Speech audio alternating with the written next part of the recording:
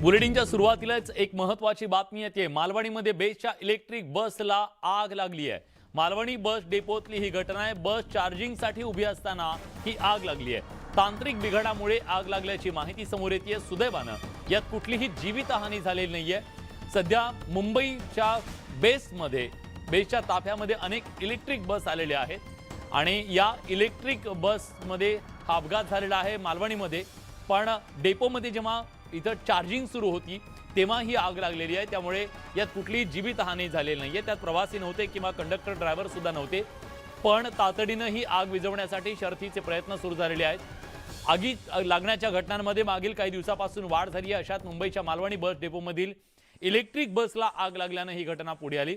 मालवणी डेपोमध्ये बस चार्जिंगसाठी उभी होती त्याच वेळी ही आग लागल्याचं समोर आलंय। मिळालेल्या माहितीनुसार बस चार्जिंग होत असताना तांत्रिक बिघाड झाला आणि गाडीच्या बॅटरीमध्ये सुरुवातीला आग लागली। डेपोमध्ये उपस्थित असणाऱ्या नागरिकांनी ही आग विझवण्याचा प्रयत्न केला खरा, पण ही आग वाढत गेली आणि अखेर या बसचं मोठं नुकसान झालेलं आहे आगीमध्ये, हे सुद्धा समोर आलंय।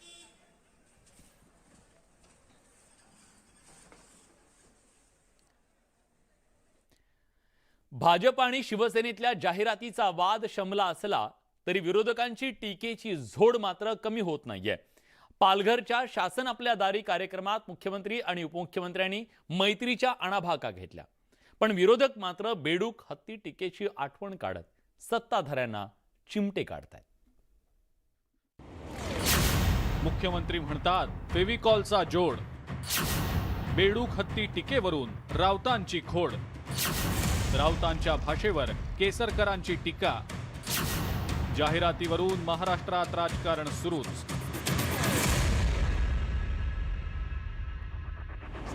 एखाद्या जाहिरातीमुळे किंवा एखाद्याच्या वक्तव्यामुळे कुठे या सरकारमध्ये काही होईल एवढं तकलादू सरकार हे नाही आहे। ही दोस्ती किती काही जीवाभावाची आमची मैत्री आहे, किती कोणी प्रयत्न केला आमच्या दोघांचं बॉन्डिंग मजबूत आहे। ये फेविकॉल का जोड है, टूटेगा नहीं।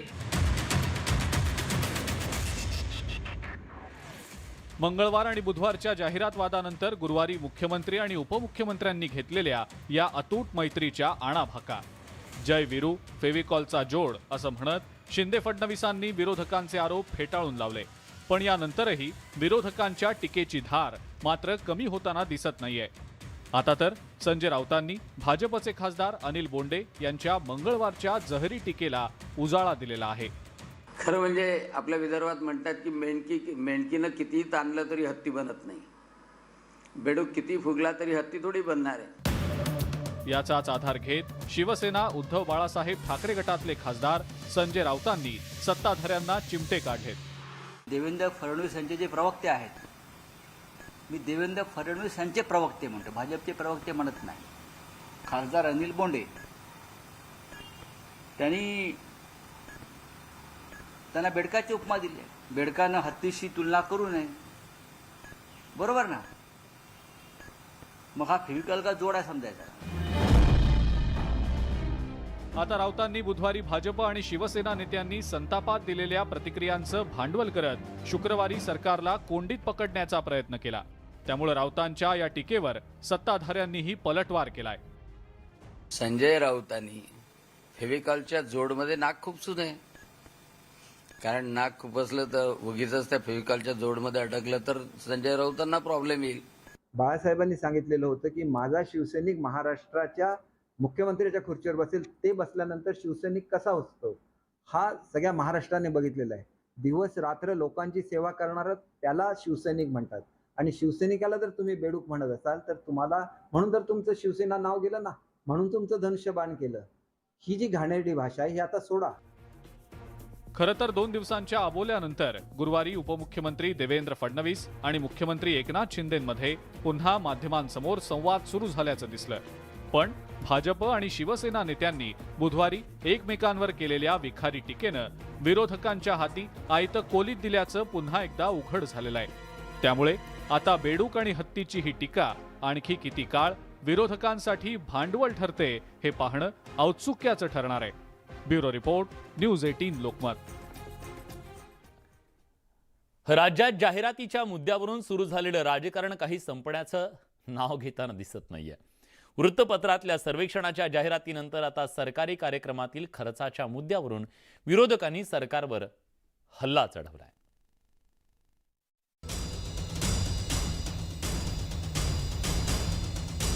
जाहिरातीच्या मुद्द्यावरनं शिवसेना आणि भाजपमध्ये निर्माण झालेलं राजकीय वातावरण अखेर शांत झालेलं आहे. मात्र आता शासन आपल्या दारी उपक्रमावर प्रचंड खर्च केला जात असल्याचा आरोप अजित पवारांनी केलाय. सरकारकडून राबवण्यात येणाऱ्या कल्याणकारी योजनांचा लाभ सर्वसामान्यांना अडथळ्याविना मिळावा यासाठी हा उपक्रम सुरू करण्यात आलाय. मात्र त्यावर बेफाम खर्च होत असल्याचा आरोप अजित पवारांनी केलाय. आता आम्ही विचारतो, अरे ही जाहिरात दिली कुणी? म्हणतात अदृश्याने दिली. अरे काय अदृश्याने? त्याचं नाव सांगा. ती पक्षाची जाहिरात आहे. प्रत्येक जाहिरातीमध्ये ते जाहिरात कुणी दिलेली आहे खाली त्याचं नाव असतं. तसं नाव सांगत नाही. एवढा पैसा कुठनं त्यांच्याकडे आला तर कसा आला ते दाखवा.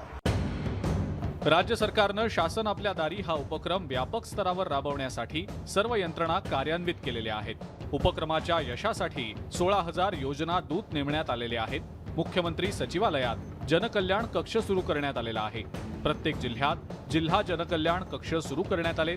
कमीत कमी कालावधीत विविध योजनांचा लाभ देण्यासाठी कार्यपद्धती निश्चित करण्यात आलेली आहे. नागरिकांना विविध योजनांचा लाभ देण्यासाठी हा उपक्रम राबवण्यात येतोय. मात्र या उपक्रमावर विरोधकांनी टीका केल्यानं सत्ताधाऱ्यांनी सुद्धा पलटवार केलाय. राज्यातल्या प्रत्येक व्यक्तीला सरकारी योजनांची माहिती मिळायलाच हवी, त्यासाठी खर्च झाला तरी चालेल असा मुद्दा सत्ताधाऱ्यांनी उपस्थित केलाय. ते चेकने पैसे दिलेले आहे आणि चेकचे पैसे हे स्वतःच्या ह्यांनी देऊ शकतात. तुमच्यासारखं नाही आहे ते. आणि त्याच्यामुळे 100 वेळा मागणी करा, परंतु कुठेतरी काम करा ना. जनतेसाठी काम करा. किती दिवस हे बोलत राहणार? किती दिवस घाणेरडी भाषा वापरत राहणार? ज्या काँग्रेस आणि राष्ट्रवादीची मूलतः सत्तेपासून पैसा आणि पैशापासून सत्ता ही त्यांची हिस्ट्री आहे. आणि त्यामुळं त्यांनी या सरकारवर आरोप करणे, त्या सरकारवर जे आरोप केले, मला वाटतं त्याचं उत्तर योग्य वेळी देतील. विरोधकांना राजकारण करण्यासाठी नवा मुद्दा मिळालाय. मात्र शासन आपल्या दारी हा उपक्रम नागरिकांच्या फायद्याचा ठरत असल्यानं या मुद्द्यावरनं राजकारण होऊच नये अशी सामान्य नागरिकांची भूमिका असल्याचं पाहायला मिळतंय. Bureau report, news 18 Lokmat. शासन आपल्या दारी कार्यक्रमात अतोनात खर्च केला जात असल्याचा आरोप विरोधकांकडून मागील काही दिवसांपासून करण्यात येत होता. त्यावर मुख्यमंत्री एकनाथ शिंदे यांनी आधीचं सरकार घरी होतं, आमचं सरकार लोकांच्या दारी आहे असं उत्तर दिलं. एका जाहिरातीमुळे आमच्या सरकारमध्ये दुरावा निर्माण होत नाही. आमचा फेविकॉलचा जोड आहे. आमची युती आजची नाही तर फार जुनी आहे. या युतीत जो खडा ठरला होता त्या खड्याला आम्ही बाहेर काढलंय. त्यामुळे माझ्यात आणि देवेंद्र फडणवीस यांच्यात या जाहिरातीमुळे कोणतंही वितुष्ट निर्माण झालं नाही असं त्यांनी स्पष्ट केलं. मी त्यांना सांगू इच्छितो की आधीचं सरकार घरी होतं, आमचं सरकार लोकांच्या दारी जात आहे. हा फरक आहे. काल देवेंद्रजींनी याचा उल्लेख केला आहे. आणि तुम्ही मला सांगा, तुम्ही सगळे मीडियावाले साक्षीदार आहात ना? सगळं साहित्य तिथे आपण देतोय की नाही? तिथे दाखले आपण देतोय की नाही? हे दाखवा ना तुम्ही. एखाद्या अतिउत्साही कार्यकर्त्याच्या जाहिरातीमुळे ही युती एवढी कमजोर नाही आहे. ही युती एका वेगळ्या वैचारिक भावनेतून, भूमिकेतून आम्ही केलेली आहे. बाळासाहेबांनी ही युती अटलजी होते तेव्हापासून केली. उलटं मधले 1 वर्षभरामध्ये याच्यामध्ये जे काय कोणी मिठाचा खडा टाकला होता तो आम्ही खड्यासारखं काढून फेकून दिला. त्यामध्ये जाहिरातीमुळे काही वितुष्ट येणार नाही. देवेंद्रजी आणि माझी दोस्ती एकदम जोरदार आहे. काल ते तुम्हाला फेविकॉल का जोड मी सांगितलेला आहे. त्यामुळे आमची खुर्चीसाठी, सत्तेसाठी, पदासाठी ही युती झालेली नाही. आम्ही सर्वसामान्य कार्यकर्ते, रस्त्यावरचे कार्यकर्ते आहोत, लोकांमधले कार्यकर्ते आहोत. आणि म्हणून तुम्ही कुठला मुख्यमंत्री मला सांगा मुंबईच्या रस्त्यावर फिरलाय? कर्नाटकमधल्या राजकीय निर्णयाचे जोरदार पडसाद महाराष्ट्राच्या राजकारणात उमटताना दिसत आहेत. काँग्रेसनं तत्कालीन भाजप सरकारनं आणलेला धर्मांतर विरोधी कायदा रद्द केलाय. तसंच स्वातंत्र्यवीर सावरकरांचा धडा सुद्धा अभ्यासक्रमातून वगळलाय. त्यावरून भाजप आणि महाविकास आघाडीचे नेते आमने सामने आलेत. भाजपनं रोखठोक सवाल उपस्थित करत महाविकास आघाडीच्या नेत्यांची राजकीय कोंडी केली आहे. माझा सवाल हा या ठिकाणी श्री उद्धव ठाकरेजींना आहे की आता तुमची नेमकी प्रतिक्रिया काय आहे हे सांगा. ज्यांच्या मांडीला मांडी लावून बसलात ते जर स्वातंत्र्यवीर सावरकरांचं नाव पुसायला निघाले आहेत, ते या ठिकाणी धर्मांतरणाला पूर्णपणे समर्थन द्यायला निघालेले आहेत, तर आता नेमकं तुमचं मत काय आहे हे देखील तुम्ही सांगितलं पाहिजे. महाराष्ट्राच्या 13 कोटी जनतेला माहीत केली पाहिजे की त्यांना कर्नाटकनी धर्मांतर विरुद्ध केलेला कायदा मान्य आहे का, त्यांना गोहत्या बंदीच्या विरुद्ध केलेला कायदा मान्य आहे का, त्यांना वीर सावरकरांचा ज्या पद्धतीने अपमानच नाही केला तर त्या ठिकाणी कर्नाटकमधलं पुस्तकच त्या ठिकाणी रद्द करून टाकले, हे मान्य आहे का. आणि अजूनही उद्धव ठाकरे हे काँग्रेस आणि राष्ट्रवादीच्या मांडीला मांडी लावून बसणार आहेत का. कुठलाही ह्या देशातला राजकीय पक्ष काम करत असताना कुठल्या जातीच्या विरोधात त्यांना काम करताच येणार नाही. हा देश सेक्युलर विचारांचा. गेल्या अनेक वर्षांपासून मराठवाड्याच्या जनतेनं पाहिलेलं 25 टीएमसी पाण्याचं स्वप्न लवकरच साकार होणार आहे. पुढच्या वर्षी मराठवाड्यातील दुष्काळी भागाला हे पाणी मिळेल असा शब्द उपमुख्यमंत्री देवेंद्र फडणवीस यांनी दिलाय.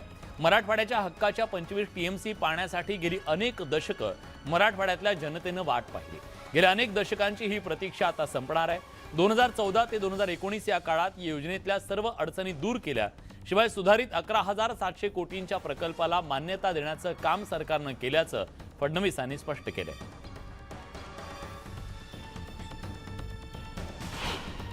आता या LIS2च्या माध्यमातून मोठ्या प्रमाणात आपलं धाराशिव जिल्हा जो आहे या जिल्ह्यामध्ये 24,000 हेक्टरला आपण त्या ठिकाणी पाणी देणार आहोत. आणि त्यासोबत मराठवाड्यामध्ये मराठवाड्याच्या हिस्स्याचं पाणी जे बारामतीला अडलं होतं ते पाणी आता मराठवाड्यापर्यंत पोहोचवण्याचं काम हे आपलं सरकार या ठिकाणी तुमच्या आशीर्वादाने करते आहे. मराठवाडा हा दुष्काळग्रस्त राहणार नाही, तो इतिहास असेल आणि एक सुजलाम सुफलाम अशा प्रकारचा मराठवाडा हा आपल्याला पाहायला मिळेल. आणि मला विश्वास आहे की हे कार्य आई तुळजाभवानीच्या आशीर्वादाने आपण निश्चित पूर्ण करू शकू.